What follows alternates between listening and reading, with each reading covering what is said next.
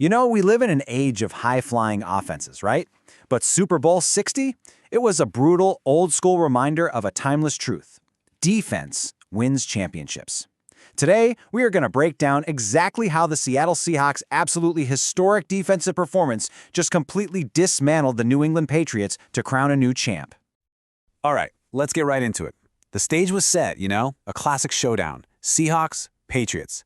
But right from that first snap, it was clear this game was not going to be about lighting up the scoreboard. No, this was going to be about pure survival. So that first half wasn't about highlight reel catches. It was a war in the trenches, a total slugfest. Both quarterbacks, Sam Darnold for Seattle and Drake Maye for New England, were just under constant, relentless pressure from the opening whistle. Now, Seattle's offense, they managed to find a few cracks, mostly by leaning on their running back, Kenneth Walker. They could kind of move the ball between the 20-yard lines, but man, once they got into the red zone, it was like hitting a brick wall. The Patriots' D would bend, but they absolutely refused to break, forcing Seattle to settle for field goals again and again. And this is what all that grinding gets you. The Seahawks just had to methodically build their lead, 3 points at a time. Their kicker, Jaxon Myers, was on fire, perfect on 3 field goals in the first half alone. That gave Seattle a hard-fought, gritty 9-0 lead.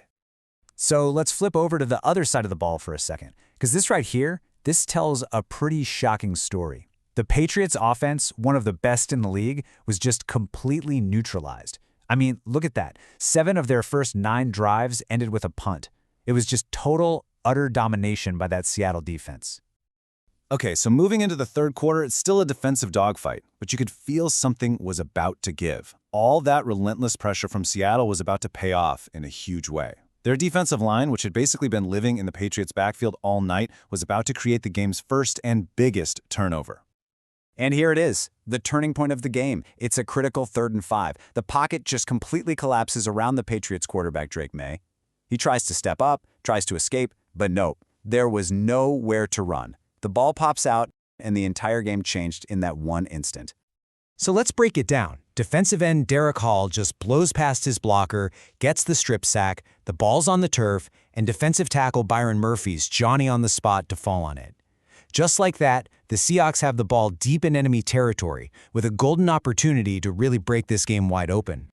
You know, the announcers absolutely hit the nail on the head here. Seattle was creating all this chaos with just their front 4 guys. They didn't even have to blitz. When your defensive line can do that, it's a nightmare for the offense. It's a testament to just how dominant they were. And you better believe Seattle's offense cashed in on that gift. They wasted no time.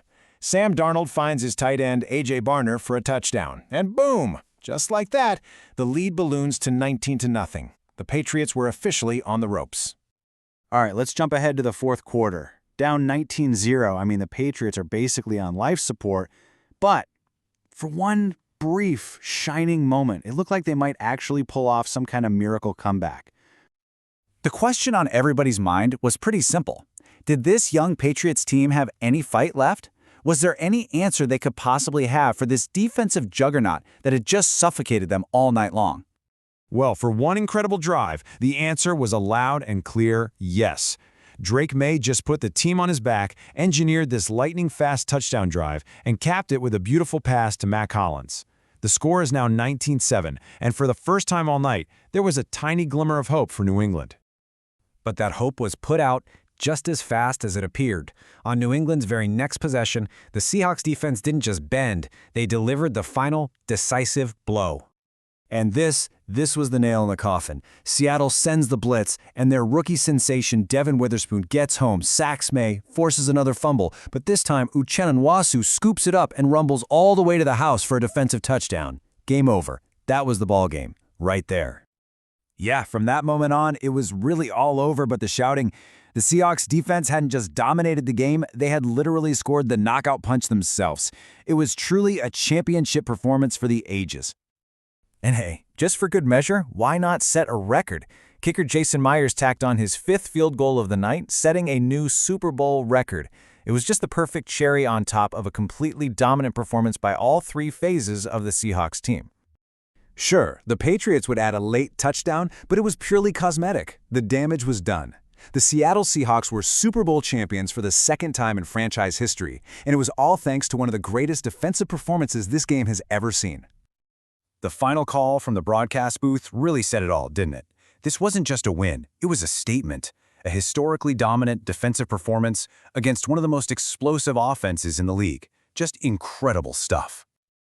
So what's the big takeaway from all this? In an era where it feels like offense gets all the love and all the glory, Super Bowl 60 was the stark, brutal reminder that, yep, defense still wins championships. So the question now is, will this performance inspire a new generation of defensive-minded teams, or was this just a beautiful, brutal exception to the modern rule? Thanks for joining this explainer.